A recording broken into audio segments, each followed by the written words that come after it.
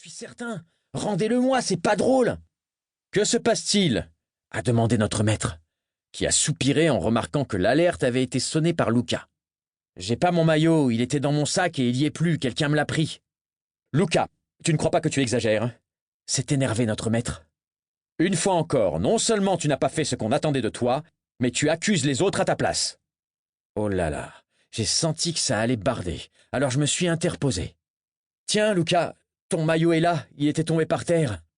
Et je lui ai donné celui de secours, que ma mère met dans mon sac car elle sait que j'oublie souvent de vérifier que j'ai tout. Merci maman, tu viens de sauver mon copain.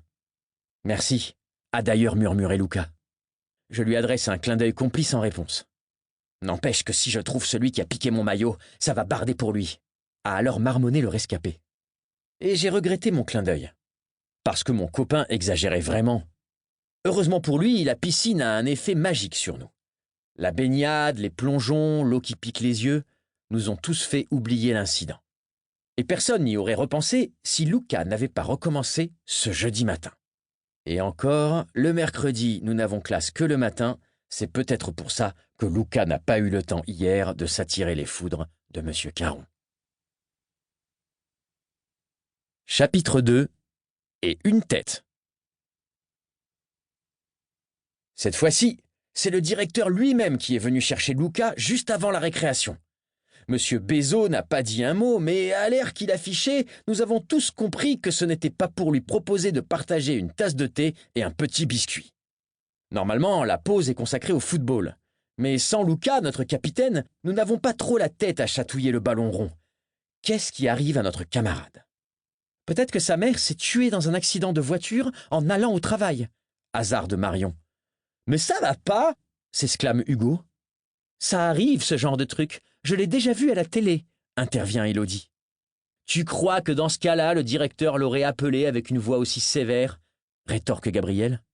Et là, Élodie est bien obligée de se taire. Mais le silence ne dure pas. Peut-être que notre maître a été cafeter les bêtises de Lucas au directeur et qu'ils vont lui donner une méga super punition, imagine Kimani. Monsieur Caron n'est pas un cafeteur, s'étrangle presque Philo. Qu'est-ce que t'en sais? La questionne Karim. Et comme pour lui donner raison, notre enseignant sort à cet instant du bâtiment A, accompagné de Lucas et d'un inconnu qui traverse la cour d'un pas pressé. Ce vieil homme semble très en colère. Et il n'est pas le seul. Notre professeur fusille littéralement notre copain du regard. Lui fixe ses chaussures comme s'il avait peur que ses lacets ne se transforment en serpents et ne se sauvent. Le groupe s'arrête. Monsieur Caron parle.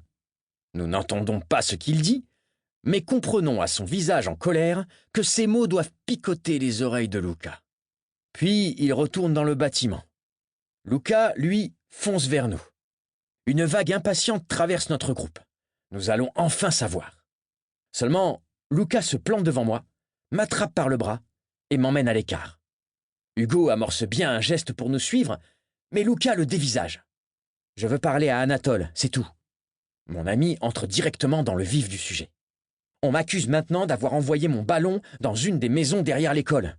Hier, le monsieur se reposait dans son jardin et il l'a reçu en pleine tête.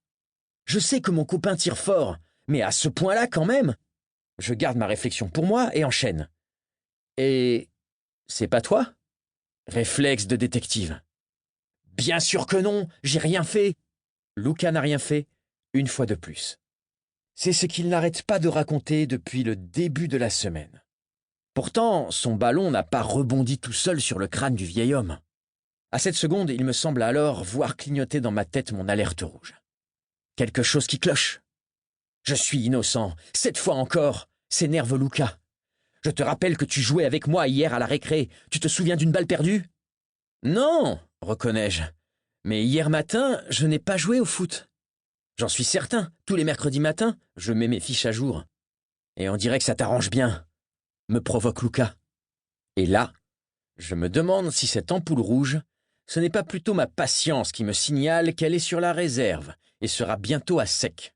Franchement, Lucas se fiche de nous depuis le début de la semaine. Non seulement il accumule les bêtises, mais en plus il n'assume pas ses actes. Qu'est-ce qui te prend de fuir comme ça tes responsabilités? Je le questionne d'une voix sévère. Mais Anatole, je n'ai rien fait, je te le répète. Pour continuer à écouter ce livre audio gratuitement, cliquez sur le lien dans la description et vous pourrez l'écouter en entier sans frais grâce à l'essai de 30 jours d'Audible.